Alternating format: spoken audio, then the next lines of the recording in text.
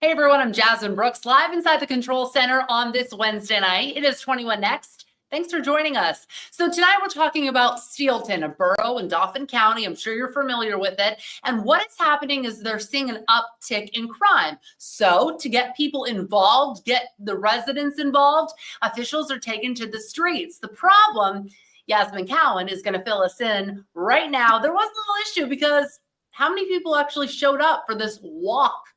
Well, Jasmine, it was supposed to start at 6, but it didn't start on time, and no one showed up in the beginning, but then only 2 residents actually showed up from the community, not including the mayor of Steelton, and the police chief of the borough.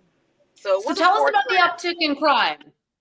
Yeah, so I spoke to the chief of police, and he says that gun violence is rising in Steelton. He says that there have been 4 shootings since 2025, and they're seeing a lot more violence compared to the previous years in the borough.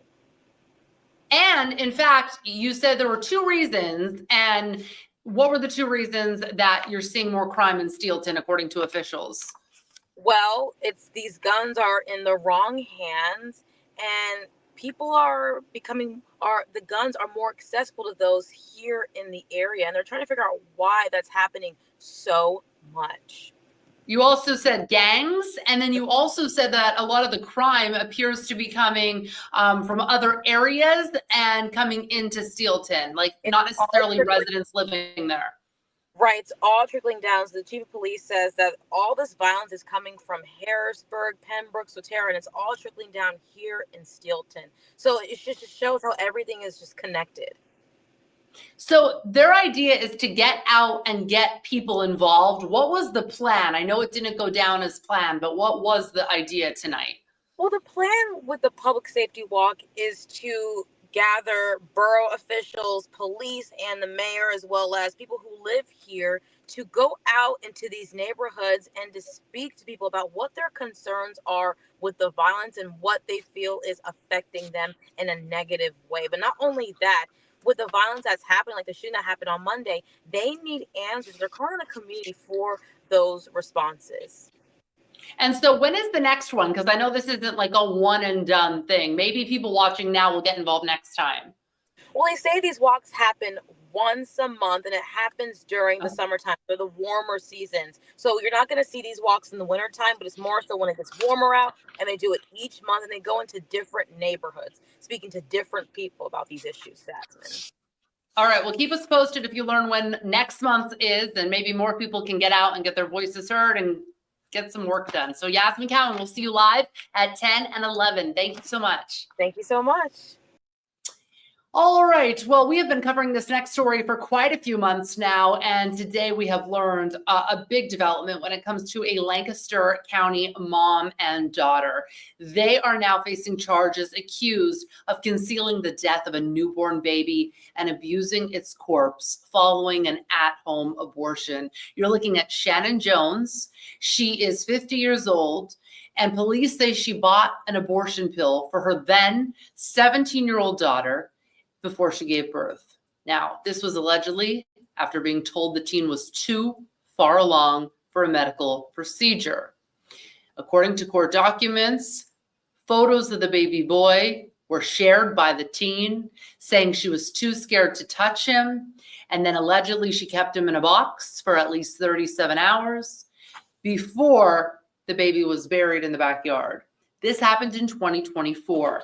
Today, we are learning charges have been filed.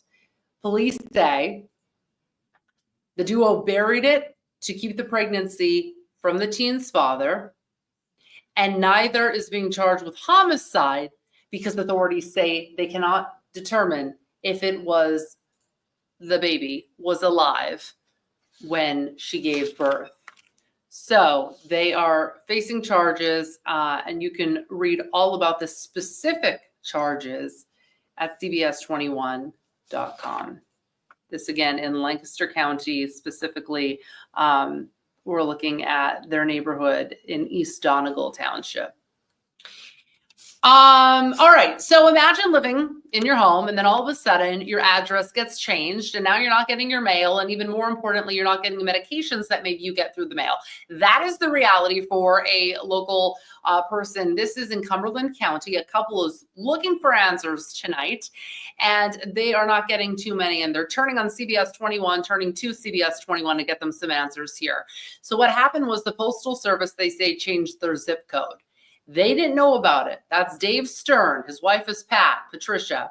They live at a Mechanicsburg address, despite the fact that nearly all the homes in that area are in a Camp Hill address. As a result, they're now out of medications that would normally arrive by mail after they say their zip code was changed.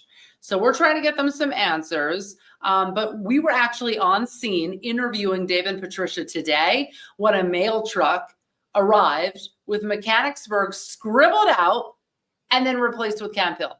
So there's some confusion going on here. We're trying to get them some answers by reaching out to the U.S. Postal Service for comment.